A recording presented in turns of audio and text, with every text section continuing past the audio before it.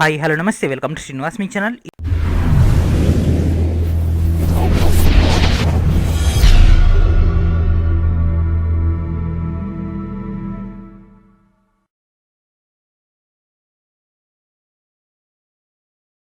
ఈరోజు ఈవినింగ్ మనం railway exams యొక్క ప్రిపరేషన్లో భాగంగా ఇంపార్టెంట్ అయినటువంటి విమానాశ్రయాలు అదేవిధంగా వాటి యొక్క నూతన నేమ్స్ అని డిస్కస్ చేద్దాం. Let's get in to our video. So railway యొక్క ఫేజ్ 2, ఫేజ్ 3 అదేవిధంగా ఫేజ్ 4లో ఎక్కువగా అడగబోతున్నటువంటి టాపిక్ అది. అదేవిధంగా దీని యొక్క బేసిక్ అనే మనకి ఇప్పుడే స్టార్ట్ అయింది కాబట్టి టోటల్ డేటాని మన యొక్క షార్ట్ కట్ డేటాలో కంప్లీట్ చేసుకుందాం. అండ్ అదేవిధంగా కీలకమైనటువంటి పాయింట్స్ అని కూడా డిస్కస్ చేసుకుందాం. ఆల్రెడీ మనకు రవాణా దాంట్లో గ్రాండ్ ట్రంక్ రోడ్ గురించి అదేవిధంగా నేషనల్ వాటర్ వే గురించి క్వశ్చన్స్ వచ్చినాయి కాబట్టి ఇంటర్నేషనల్ ఎయిర్పోర్ట్స్ అదేవిధంగా నేషనల్ ఎయిర్పోర్ట్స్ అనేవి గ్యారంటీగా అడగబోతున్నారు. కాబట్టి ముందుగానే మనం ఒకసారి టచ్ చేసుకున్నట్లయితే ఎలాంటి క్వశ్చన్ వచ్చినా కూడా మనం ఆన్సర్ అని చేయగలం. సో మనకి ఇందులో అడిగేటటువంటి స్కోప్ ఉన్న టాపిక్ ఏంటిది అంటే నేషనల్ ఎయిర్పోర్ట్ లేదా ఇంటర్నేషనల్ ఎయిర్పోర్ట్ దాని యొక్క లొకేషన్ లేదా దాని యొక్క కొత్త నేమ్ లేదా కొత్త నేమ్ ఇచ్చేసి దాని యొక్క పాత నేమ్ అడిగే అవకాశం ఉంటుంది. ఎందుకంటే ఒక పాయింట్ కూడా ఎక్కువగా రాదు. కాబట్టి దీని యొక్క మెయిన్ డీటెయిల్కి వెళ్ళిపోదాం. Let's get in to our video. So మన యొక్క ఛానల్ తరపున already total railway point of వ్యూలో స్పెషలైజ్డ్ అయినటువంటి స్మార్ట్ స్టడీ మెటీరియల్ అనేది ఇవ్వడం జరిగింది. వీడియో డిస్క్రిప్షన్లోని ఫస్ట్ లింక్ ద్వారా మీరు ఆ యొక్క టోటల్ డేటాని గ్యాదర్ చేసుకోవచ్చు.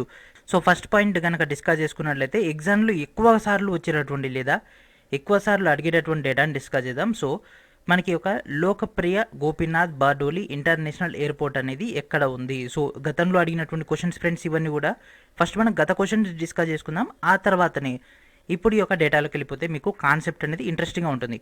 లోకప్రియ గోపీనాథ్ బార్డోలియా అంతర్జాతీయ విమానాశ్రయం అనేది ఏ రాష్ట్రంలో ఉంది? అస్సాం రాష్ట్రంలో ఉంది.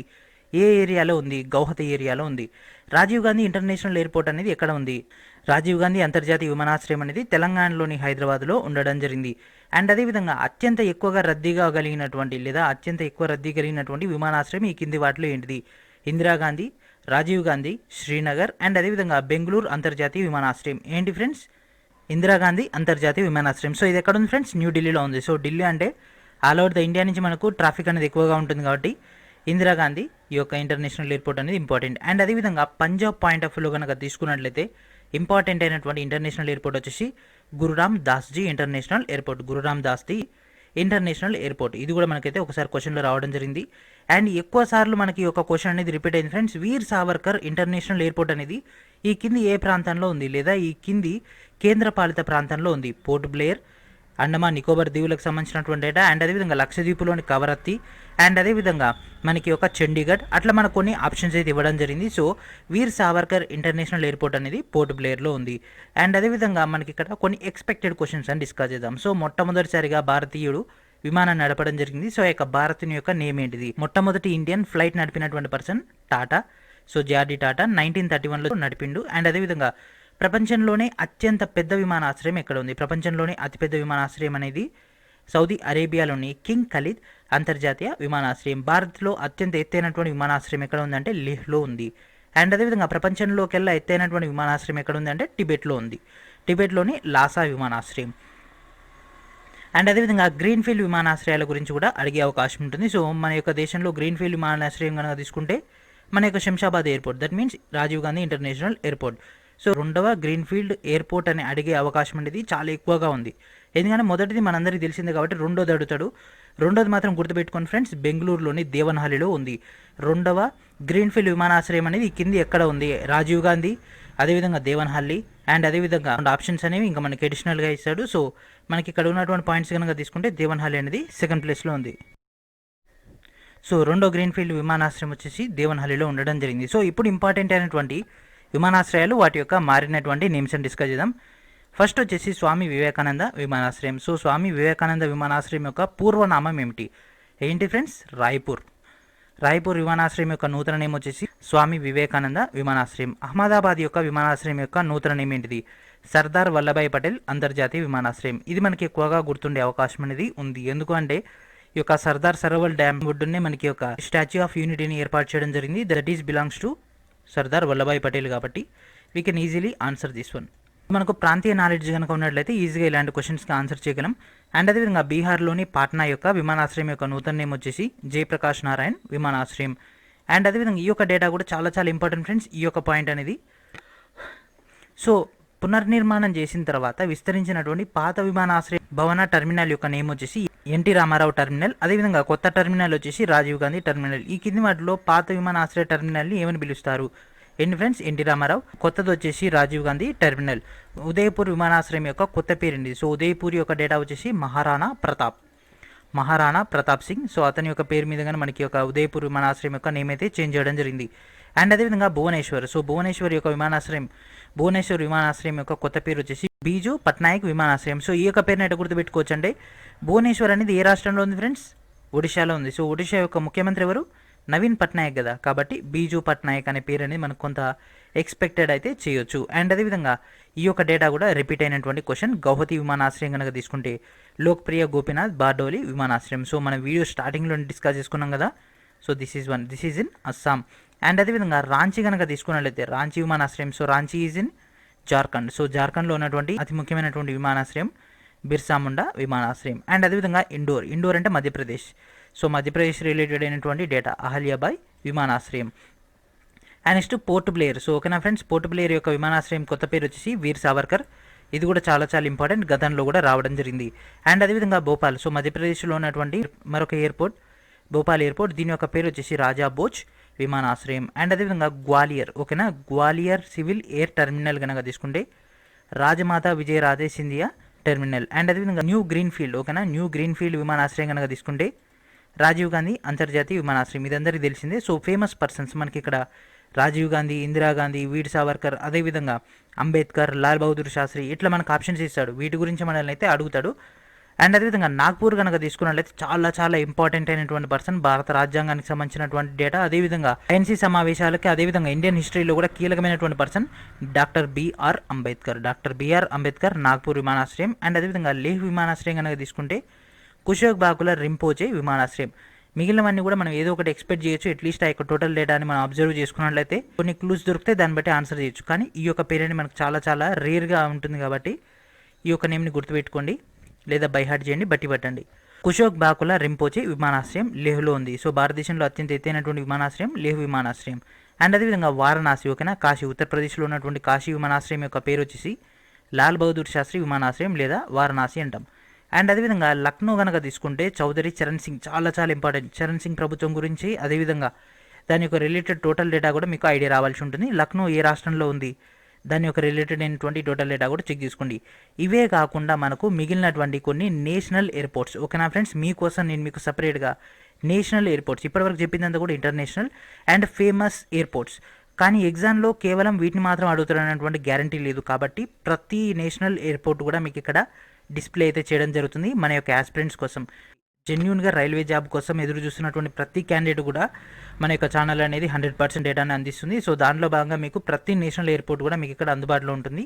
సో మనకి ఇక్కడ క్వశ్చన్స్ అనేవి 2017, 18, 19 ప్యాటర్న్లు ఎక్కువగా ఇస్తున్నాడు కాబట్టి ఆ యొక్క డేటా నుంచి మ్యాక్సిమం డేటా అనేది మీకు ఇక్కడ డిస్ప్లే చేస్తున్నాను. So Pasighat airport. సో ఇది మనకు పెద్ద తేడా ఏం లేదు. కాకపోతే ఎట్లా అడుగుతారంటే పసిఘాట్ ఎయిర్పోర్ట్ అనేది ఈ కింది ఏ రాష్ట్రంలో ఉంది అని అడిగే అవకాశం ఉంటుంది. గౌహతి అంటే మనం డిస్కస్ చేసుకున్నాం. అండ్ అదేవిధంగా గౌహతిలో ఉన్నటువంటి వైమానిక దళ స్థావరం యొక్క మరొక పేరు ఏంటిది అంటే అంతర్జాతీయ విమానాశ్రయం. అండ్ అదేవిధంగా జార్హట్. సో జార్హట్ అనేది రేరియా విమానాశ్రయం, దీని యొక్క మరొక పేరు.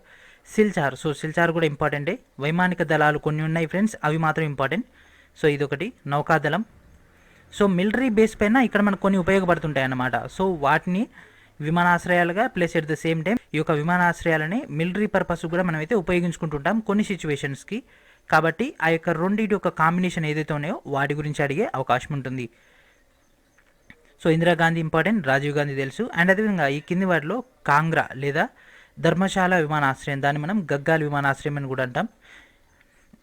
కులు మనాలి నేషనల్ ఎయిర్పోర్ట్ యొక్క నేమ్ వచ్చేసి బుండార్ విమానాశ్రయం. అండ్ అదేవిధంగా మన యొక్క ఏపీలో ఉన్నటువంటి విమానాశ్రయాలు కూడా చూద్దాం ఫ్రెండ్స్.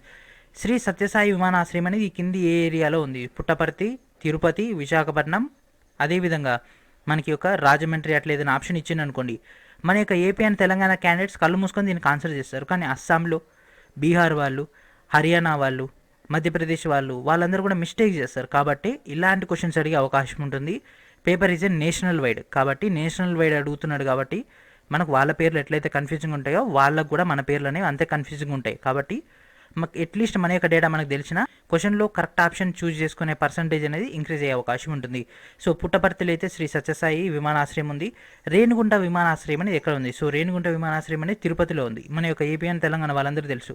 అస్సాం క్యాండిడేట్కి రేణిగుంట అంటే తను ఎక్కడనో పెట్టేస్తాడు కాబట్టి మణిపూర్లో ఇచ్చిన, అరుణాచల్ ప్రదేశ్లో వచ్చినా, లేదు అంటే మనకి యొక్క మధ్యప్రదేశ్లో వచ్చినా, ఎక్కడ వచ్చినా కూడా ఆ యొక్క క్యాండిడేట్స్కి ఈ యొక్క డేటా అనేది చాలా చాలా రేర్ కాబట్టి ఇలాంటి క్వశ్చన్స్ను కూడా పిక్ చేసే అవకాశం ఉంది.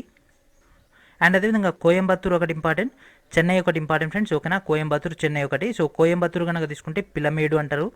అదేవిధంగా చెన్నై కనుక తీసుకుంటే మీనాంబక్కం, ఇది కూడా ఒకసారి రావడం జరిగింది, కాకపోతే స్టేట్ ఎగ్జామ్లో వచ్చింది. మీనాంబక్కం ఇంటర్నేషనల్ ఎయిర్పోర్ట్ యొక్క మరొక పేరు ఏంటిదంటే Chennai airport. Chennai international airport యొక్క మరొక పేరు వచ్చేసి మీనాంబక్కం. జైపూర్ అండ్ అదేవిధంగా జైపూర్ అంటే ఏంటి friends? Pink city. So pink సిటీలో ఉన్నటువంటి ఎయిర్పోర్ట్ నేమ్ ఏంటిదంటే సంగనీర్ ఎయిర్పోర్ట్ అనేది ఉండడం జరుగుతుంది. సో రిమైనింగ్ అన్ని కూడా నేను ఇక్కడ వీడియోలో ఎక్స్ప్లెయిన్ చేస్తాను. వీడియోలో ఎక్స్ప్లెయిన్ చేసే వీడియోనే చాలా చాలా లెంతీగా అవుతుంది కాబట్టి మోస్ట్ ఆఫ్ ద డేటాని మీకు డైరెక్ట్గా పీడిఎఫ్ ద్వారా ఇచ్చేస్తున్నాను. ఈ యొక్క టోటల్ ఫైల్ అనేది ఈ వీడియో కింద ఉన్నటువంటి డిస్క్రిప్షన్లో మీకు డైరెక్ట్ లింక్ అందుబాటులో ఉంటుంది. ఎయిర్పోర్ట్స్ వాటి యొక్క నూతన నేమ్స్ అనేవి. అండ్ అదేవిధంగా మన యొక్క ఛానల్ తరపున ఇస్తున్నటువంటి స్మార్ట్ స్టడీ ప్యాకేజ్లో ఇలాంటి వేరియస్ అయినటువంటి టాపిక్స్ అన్ని కూడా మీకు అక్కడ అందుబాటులో ఉంటాయి. కాబట్టి స్మార్ట్ స్టడీ మెటీరియల్ వెంటనే గ్యాదర్ చేసుకోండి, ఆ యొక్క టోటల్ డేటాని పాయింట్అవుట్ చేసుకోండి. అండ్ అదేవిధంగా ఒకసారి రాజీవ్ గాంధీ ఇంటర్నేషనల్ ఎయిర్పోర్ట్ కూడా షార్ట్కట్లో చూద్దాం. సో ఇంటర్నేషనల్ ఎయిర్పోర్ట్ అనేది మనకు 2008లో ఏర్పాటైంది. పీపీపీ పద్ధతిన పబ్లిక్ ప్రైవేట్ పార్ట్నర్షిప్ కింద ఇదైతే ఏర్పాటు చేయడం జరిగింది. ఇది గ్రీన్ఫీల్డ్ విమానాశ్రయం. సో దీంట్లో ఉన్నటువంటి పీపీపీ పద్ధతి GMR, MEHB, AI, state government. So వీటి యొక్క పర్సంటేజెస్ ఎవరింత కేటాయించాలని, సో దీన్ని మనం జిఎంఆర్ ఎయిర్పోర్ట్ అని కూడా అనుకోవచ్చు. సో కింద ఇచ్చిన దాంట్లో ఏది జిఎంఆర్ రిలేటెడ్ అయినటువంటి ఎయిర్పోర్ట్ అంటే Rajiv Gandhi international airport. And అదేవిధంగా ప్రపంచంలోనే అతి పొడవైనటువంటి రన్వే కలిగినటువంటి విమానాశ్రయం ఏంటి ఫ్రెండ్స్? మన యొక్క Rajiv Gandhi international airport. And అదేవిధంగా 1927లో ఇది civil aviation department. So civil aviation department అనేది ఎప్పుడు ఏర్పడ్డది? ఇది స్ట్రాటజిక్ క్వశ్చన్. సో స్ట్రాటజిక్లో ఈ యొక్క ఇన్స్టిట్యూషన్స్ లేదా ఆర్గనైజేషన్స్ ఎస్టాబ్లిష్మెంట్ కనుక తీసుకుంటే ఇండియన్ సంబంధించినటువంటి సివిల్ ఏవియేషన్ డిపార్ట్మెంట్ అనేది 1927లో ఏర్పడ్డది. సో 1927 ఎట్లా గుర్తుపెట్టుకోవచ్చు అంటే మనకి ఒక సైమన్ కమిషన్ ఏర్పడ్డది కదా. సో సైమన్ కమిషనే సివిల్ ఏవియేషన్, అట్లా గుర్తుపెట్టుకోండి, లింకప్ చేసుకుంటే ఏమన్నా ఐడియా ఉంటుంది.